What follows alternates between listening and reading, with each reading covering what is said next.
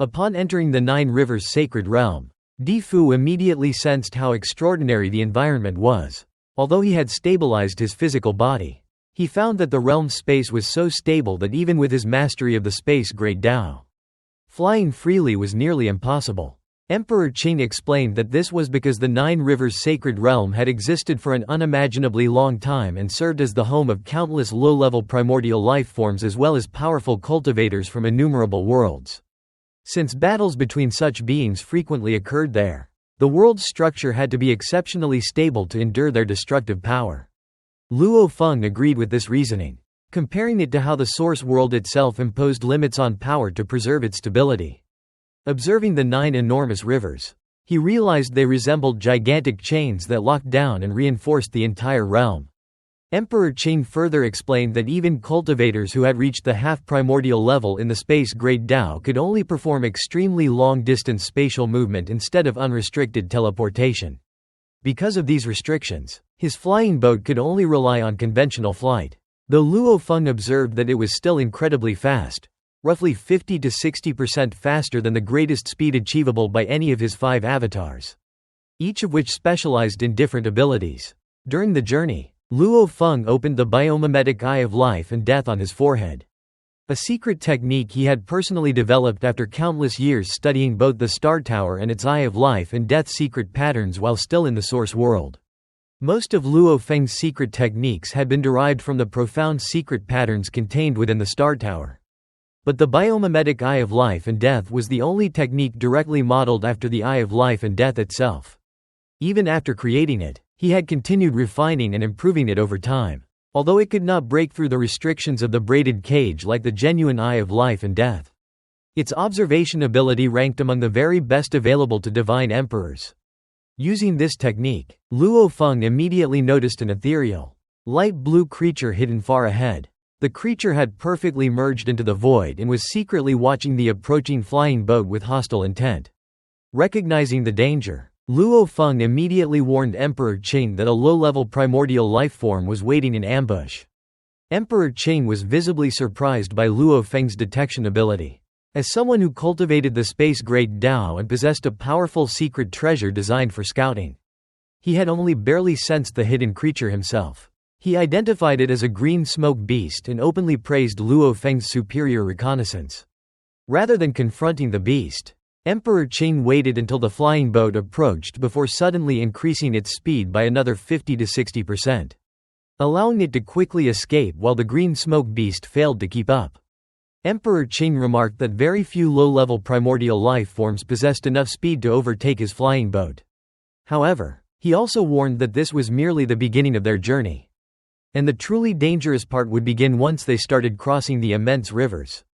After 2 more days of travel, the flying boat became completely merged with the surrounding void, making it appear as though it had become part of space itself while crossing one of the 9 rivers. From the perspective of the infinite primordial space, the 9 rivers acted as colossal seals surrounding the entire world. Their actual size was astonishing, stretching billions of kilometers across. And even Emperor Qing's extraordinarily fast flying boat required nearly half a day to cross a single river.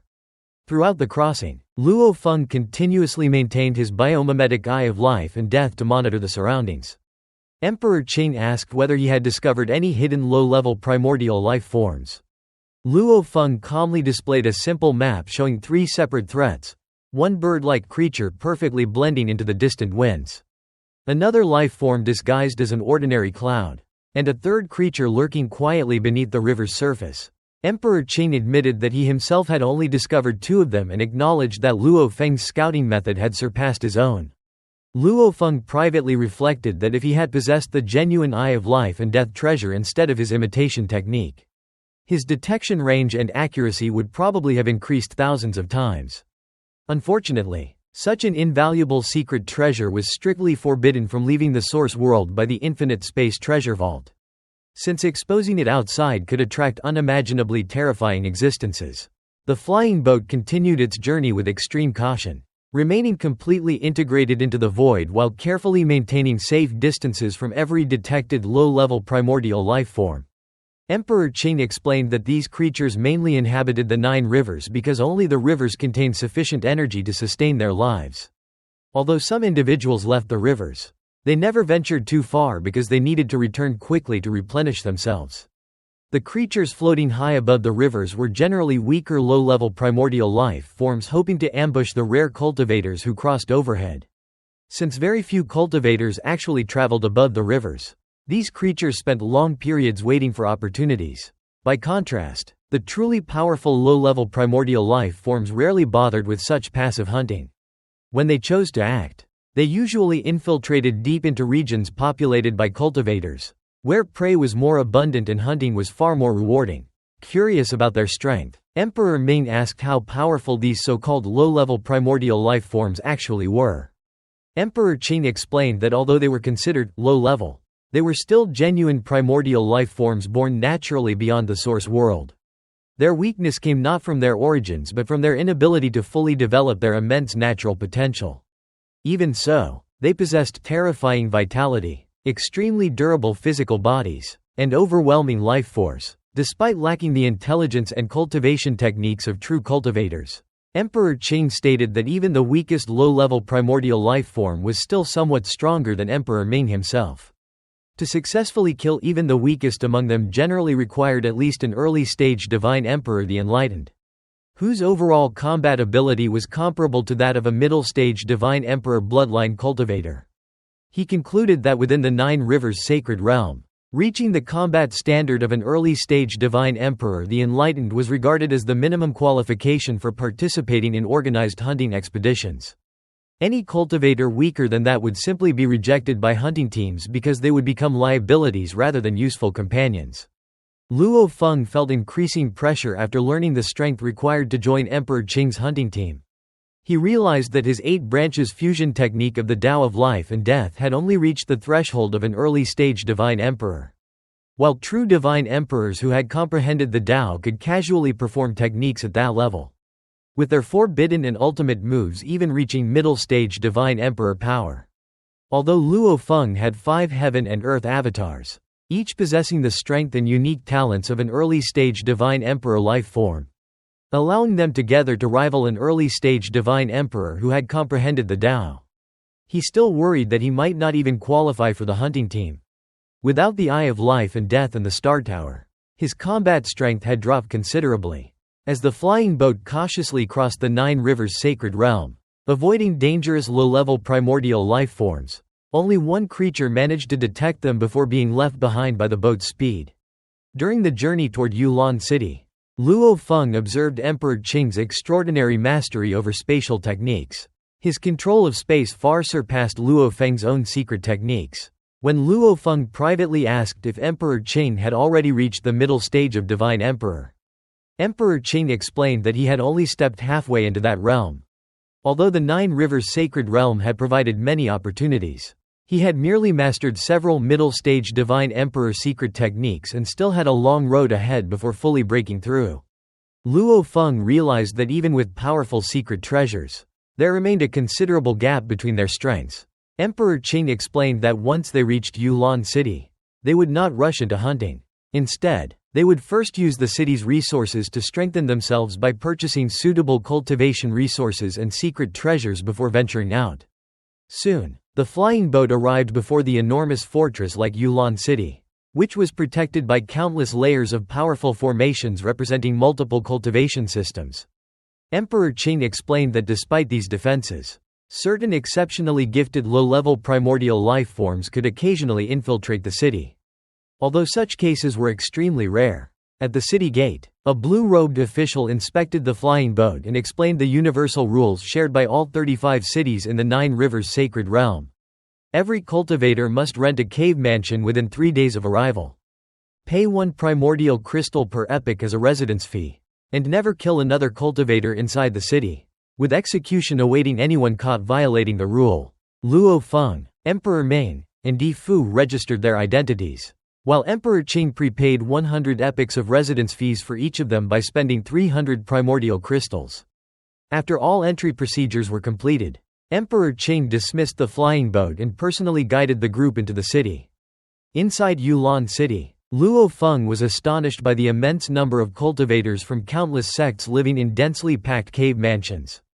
Di Fu was struck by how insignificant they were compared to the powerful cultivators gathered there. Understanding why many rulers delayed leaving their home worlds until absolutely necessary. Emperor Qing then warned them not to trust the city's rules blindly. Although murder was officially forbidden, proving the true killer was often impossible because many cultivation systems possessed mysterious assassination methods, including attacks through avatars or invisible techniques. If the culprit could not be identified, the case would simply remain unsolved. Emperor Qing advised Emperor Ming and Di Fu that, since they were relatively weak, the safest strategy was to appear poor and avoid displaying valuable treasures. Without tempting rewards, few would risk secretly targeting them. Finally, the group arrived at Emperor Qing's cave mansion in the inner city. He granted Emperor Ming and Di Fu limited energy authority to support slower cultivation, while he and Luo Feng would equally share the remaining energy resources. Emperor Qing also explained that although he would personally cover the cave mansion's expensive residence fee of 100 primordial crystals per epoch for the first 1,000 epochs, afterward he and Luo Feng would split the cost equally unless Luo Feng chose to rent a different cave mansion. Luo Feng, Emperor Qing, Emperor Ming, and Di Fu entered the cave mansion that Emperor Qing had rented in the inner city of Yulan City. Although the mansion appeared ordinary from the outside, its interior space had been expanded by more than 10,000 times. Emperor Qing immediately divided the enormous area into several sections, 2 small corner spaces for Emperor Ming and Di Fu, a large common courtyard in the center, and the remaining area split equally between himself and Luo Feng. He told everyone they were free to construct and arrange their own residences however they wished. Emperor Ming chose the left corner while Di Fu selected the right. Both were completely satisfied because they were staying without paying any rent while also receiving the protection of Emperor Qing and Luo Feng. They clearly understood that without these two powerful companions, surviving in Yulan City would be hundreds or even thousands of times more difficult. Before returning to his own residence, Emperor Qing promised to send everyone detailed intelligence regarding Yulan City. Emperor Ming was pleased with the cultivation environment after sensing that the cave mansion's energy absorption speed reached about 30% of his maximum cultivation speed. Since he was already stuck at a cultivation bottleneck, he did not require vast amounts of energy, making the environment more than sufficient.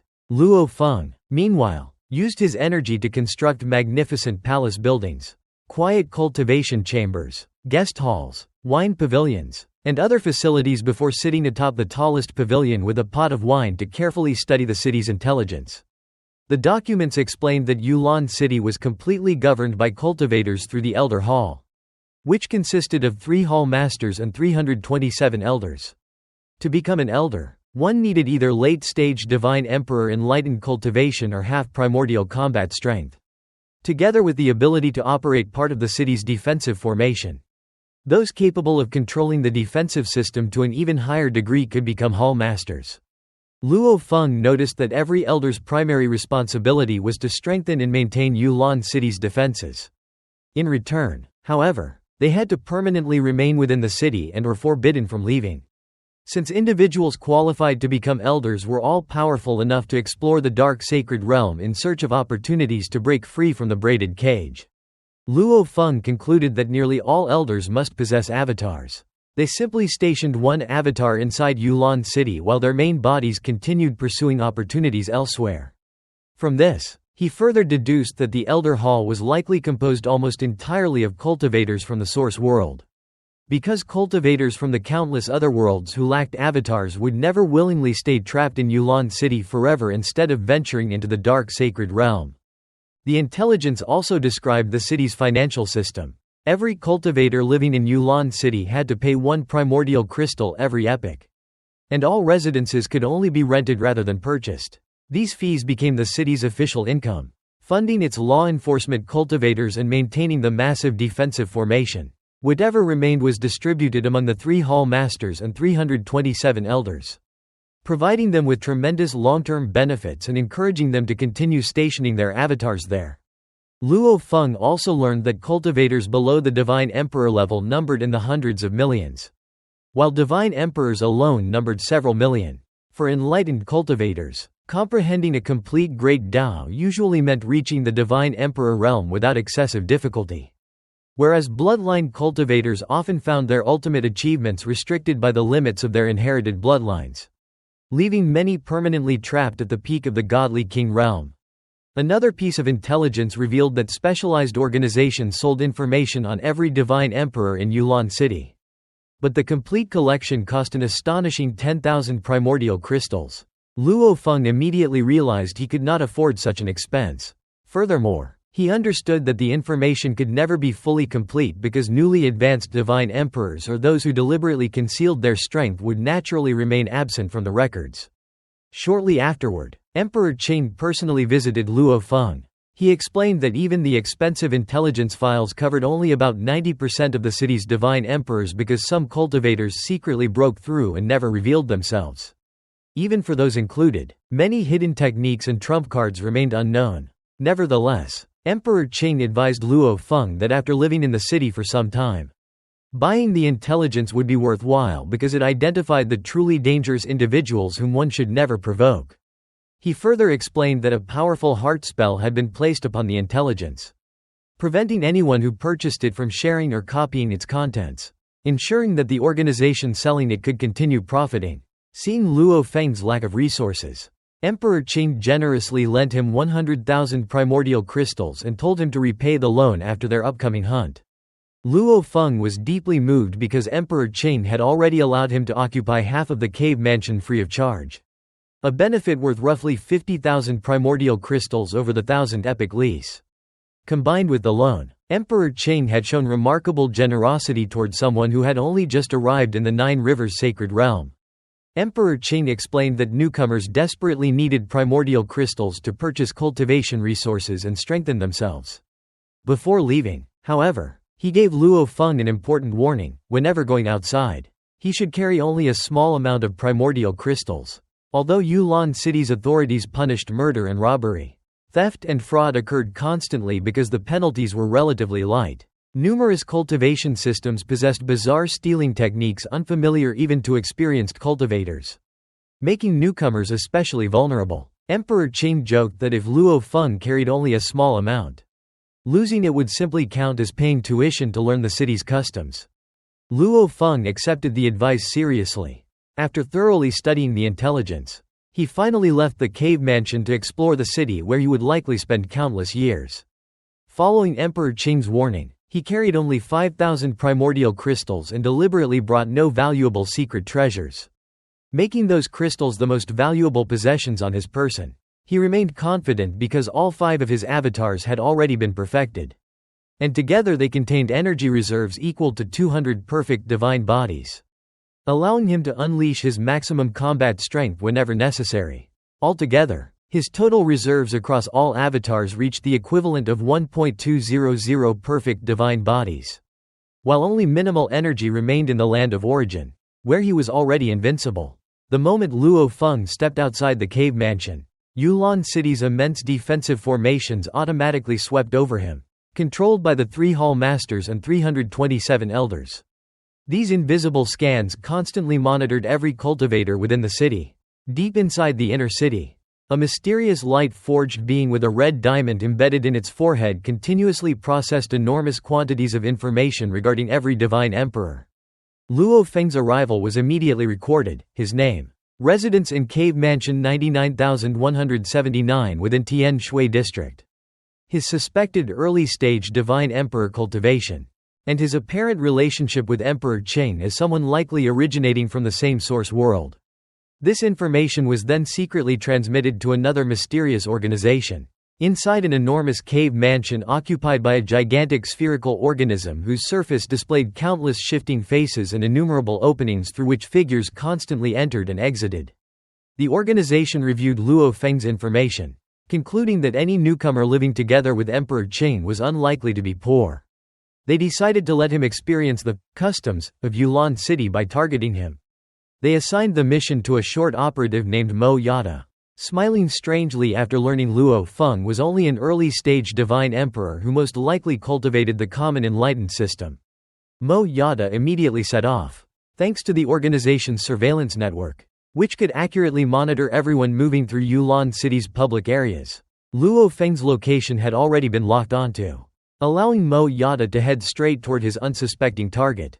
After leaving his cave mansion, Luo Feng began exploring the merchants in Yulan city's inner city instead of rushing to buy anything. One large merchant specialized in low-level primordial life remains, displaying over 11,000 different specimens that represented more than 70% of the known low-level primordial species from the Nine Rivers Sacred Realm. The remains could be used for cultivation, artifact refining, alchemy, body refinement, and even extracting complete primordial bloodlines. Using his biomimetic Eye of Destruction, Luo Feng carefully inspected every specimen while the attendants freely allowed customers to observe them by any method as long as they did not attempt to steal them. Luo Feng studied the remains of the black cloud-devouring space beast, an innate primordial life at the early Divine Emperor level. Small pieces such as scales, bones, or blood suitable for cultivation cost only 100 to 500 primordial crystals, while larger parts like a complete claw, a major tendon, or a refined bloodline were priced at 20,000 primordial crystals. The rarest item was its intact life core, worth 100,000 primordial crystals. Luo Feng was surprised that someone had managed to kill such a creature without destroying its life core, since that core was normally the creature's greatest weakness. He reflected that these powerful beings, who had escaped the limits of the braided cage, were now dismantled and sold piece by piece so cultivators could study them and pursue higher realms. As he continued visiting different shops, Luo Feng examined numerous secret treasures. Ordinary early Divine Emperor secret treasures were mainly useful for ultimate godly kings and were actually weaker than Luo Feng's own attacks. Prices began around 2,000 primordial crystals and increased dramatically for middle, late, and perfect Divine Emperor levels, while innate secret treasures were even more expensive. Seeing these prices made Luo Feng realize just how valuable his own innate secret treasure, the Palm World, truly was, although he had left it behind to protect the Blade River sect and because he was not yet strong enough to carry it safely. One merchant recommended the Illusion Realm Maze, a spatial secret treasure that could merge with the user's body and securely store valuables where almost no one in the Nine Rivers Sacred Realm could steal them. It cost a standard price of 100,000 primordial crystals everywhere. Although many wealthy divine emperors owned one, Luo Feng declined because the 100,000 primordial crystals he possessed had only been borrowed from Emperor Qing, and he was unwilling to spend them on storage instead of cultivation resources. Luo Feng also discovered many treasures extracted from innate primordial life creatures that greatly enhanced cultivation and were far more effective than primordial crystals, though their prices rose with their quality. Among the most remarkable items was the wuxia god weapon, a secret treasure capable of perfectly imprinting any secret pattern and instantly transforming into any secret treasure the user could reproduce. Besides its combat applications, it was extremely valuable for verifying cultivation insights. Luo Feng immediately realized it could help him study the mysteries of the Star Tower and the Eye of Life and Death. But its staggering price of 50 million primordial crystals shocked him. The merchant explained that powerful divine emperors used it to study world-level primordial life remains, making it far more valuable than an entire set of perfect divine emperor secret treasures. After seeing countless desirable cultivation materials, suitable life and destruction remains, and extraordinary secret treasures, Luo Feng accepted that he simply could not afford them. He decided to spend his first day only surveying the city's markets before purchasing anything on the second day. During his exploration, he noticed that famous treasures such as the wuxia god weapon and Illusion Realm Maze had fixed prices everywhere, while the prices of primordial life remains varied from shop to shop, making careful comparison worthwhile. Even so, he sighed that not only were the 100,000 primordial crystals he possessed insufficient, but even 1 billion primordial crystals would still not satisfy all his cultivation needs. While Luo Feng was flying through the inner city, unaware of the dangers around him, a mysterious small figure spotted him and recognized him as a newly arrived early divine emperor. Seeing an opportunity, the figure secretly attempted to steal Luo Feng's treasures. Luo Feng suddenly sensed something unusual, like a faint breeze passing over him, leaving him instinctively alert even though he could not clearly identify the attack. The thief soon realized Luo Feng's body was unlike that of an ordinary enlightened cultivator. His world avatar possessed a complete inner world rather than an ordinary physical body. preventing the thief's stealth technique from penetrating deeply enough to reach his possessions. Refusing to give up, the thief released a blood-colored insect that specialized in devouring space and forcibly infiltrating storage worlds. The insect successfully entered Luo Feng's inner world, where his other 4 avatars were meditating. Luo Feng's Heaven and Earth avatar immediately merged with the entire inner world through its Merge with Heaven and Earth ability, increasing the world's stability, pressure, and binding power by more than tenfold. The insect found itself trapped as though sinking into glue instead of moving freely through space. Worse still, it discovered that Luo Feng had hidden no treasures there. His 5,000 primordial crystal reserve was actually carried by the Time Avatar's future body, while the inner world itself was protected by the Heaven and Earth avatar. Luo Feng had prepared these defenses from the beginning because he had been warned about theft in the 9 Rivers Sacred Realm. Realizing it had underestimated Luo Feng and could no longer escape through the now reinforced world membrane, the blood-colored insect found itself completely trapped inside the inner world. After arriving in Yulan City, Luo Feng became the target of a skilled thief who controlled a rare blood-colored life-bound insect capable of silently invading another cultivator's inner world. The insect repeatedly vanished and reappeared while attempting to penetrate the membrane wall of Luo Feng's inner world. But every attempt failed because the world barrier was exceptionally strong. Watching calmly through his 3 avatars, Luo Feng remarked that he had heard theft was common in Yulan City and was impressed by the thief's techniques. The trapped insect then pleaded to be released, promising never to trouble him again. Luo Feng refused, pointing out that the thief had freely attempted to steal from him and invade his inner world. So it was now too late to ask for mercy. Enraged, the insect launched a surprise attack against Luo Feng's Heavenly Light avatar, believing it to be the weakest because it contained the least energy. However, the Heavenly Light avatar was actually the toughest of Luo Feng's 5 avatars.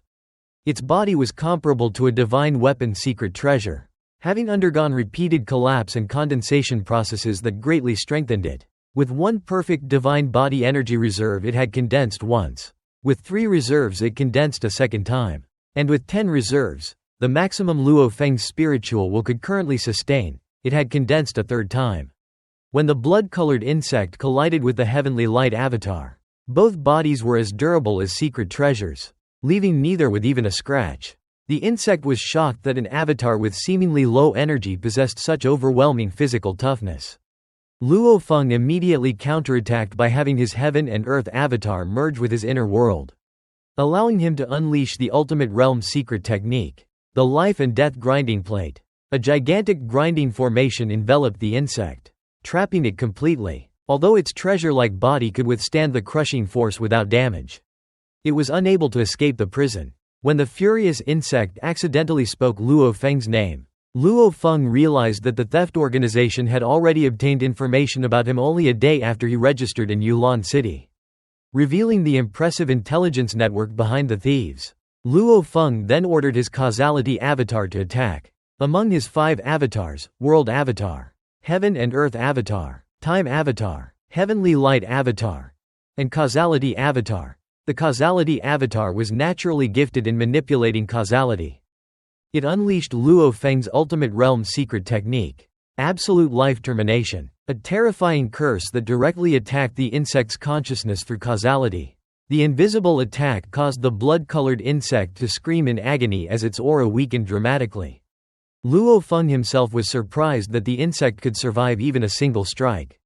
But he calmly prepared to launch another attack, realizing that one more curse would likely destroy its consciousness entirely. The insect immediately surrendered. It admitted that this blood-colored creature was one of the 3 precious life-bound insects its master had painstakingly cultivated. Losing it would severely injure its master, whose theft techniques depended heavily upon the insect. Hoping to save it, the thief first offered 10,000 primordial crystals as compensation. Luo Feng laughed at the offer, explaining that he had already learned enough while visiting merchants to estimate the insect's true value. Based on its cultivation cost, he judged it was worth at least 300,000 primordial crystals and perhaps as much as 500,000 or 600,000. Therefore, he demanded only 200,000 primordial crystals and warned that if the thief did not agree within 3 breaths, he would destroy the insect immediately. facing an ultimatum and unable to sacrifice such a valuable life-bound insect. The thief reluctantly accepted Luo Feng's conditions. Luo Feng instructed him to deliver the compensation directly to his cave mansion rather than meeting elsewhere, believing it would be much safer to receive such a large payment there without risking an ambush. After returning to the cave mansion, Luo Feng explained the entire incident to Emperor Qing, who was astonished that Luo Feng had actually captured such a strange and powerful insect. Luo Feng explained that the insect had been able to infiltrate his inner world silently. But once inside it became trapped because the heaven and earth avatar had merged with the world itself, making escape impossible. Emperor Qing carefully analyzed the situation and concluded that the theft organization was probably connected to the Elder Hall, or at least to its middle-ranking members, since they had acquired Luo Feng's identity almost immediately after his arrival. He warned Luo Feng that once he accepted the 200,000 primordial crystals, the organization would certainly begin targeting him more aggressively. However, Emperor Qing also smiled and reassured him that cultivators from the source world possessed avatars. Unless they encountered high-level primordial lives capable of attacking souls across source worlds, losing an avatar was merely an acceptable risk. Luo Feng agreed, believing that anyone who actively provoked him should naturally pay an appropriate price. Before long, a mysterious black-robed figure whose body consisted entirely of swirling mist appeared outside Luo Feng's cave mansion. The figure asked one final time whether Luo Feng truly intended to demand the full 200,000 primordial crystals. Luo Feng calmly replied that they were free not to pay if they preferred. Without arguing further, the black-robed figure threw over a storage pouch containing exactly 200,000 primordial crystals. After carefully checking the amount, Luo Feng released the imprisoned blood-colored insect, which instantly disappeared into hiding. The black-robed figure then silently departed. Elsewhere, the thief bitterly complained about having lost 200,000 primordial crystals because of a single failed operation. The black-robed figure showed no sympathy, criticizing the thief for trusting intelligence reports too much instead of personally observing the target. It warned him never to underestimate divine emperors from the source world. Simply killing a few of their avatars would accomplish almost nothing, since new avatars could be recreated. Instead, they should patiently wait until Luo Feng exposed his truly valuable treasures, then steal those treasures in a single decisive operation. The black-robed figure ordered the thief to continue watching Luo Feng closely and promised him 1/10 of the profits if they successfully stole Luo Feng's important possessions in the future. Although frustrated by the loss, the thief had no choice but to obey. Meanwhile, Luo Feng was delighted with his unexpected windfall. Together with the 100,000 primordial crystals that Emperor Qing had previously lent him, he now possessed a total of 300,000 primordial crystals. He began making purchases carefully, never carrying more than 5,000 primordial crystals whenever he left the cave mansion to reduce the risk of becoming another target. Over the course of 3 days, he repeatedly visited different merchants and ultimately spent slightly more than 190,000 primordial crystals on cultivation resources. Among his purchases were over 100 remains of low-level innate primordial lives, including bottles of blood, feathers, bones, and other body parts, each averaging roughly 3 primordial crystals. Compared with the incomparably profound mysteries contained within the Star Tower and the Eye of Life and Death, these remains held simpler principles that were only slightly deeper than a complete Great Tao, making them much easier to comprehend. With all the resources he required finally assembled before him, Luo Feng officially entered secluded cultivation, determined to transform his newly acquired wealth into greater mastery of the Tao and significantly increase his strength.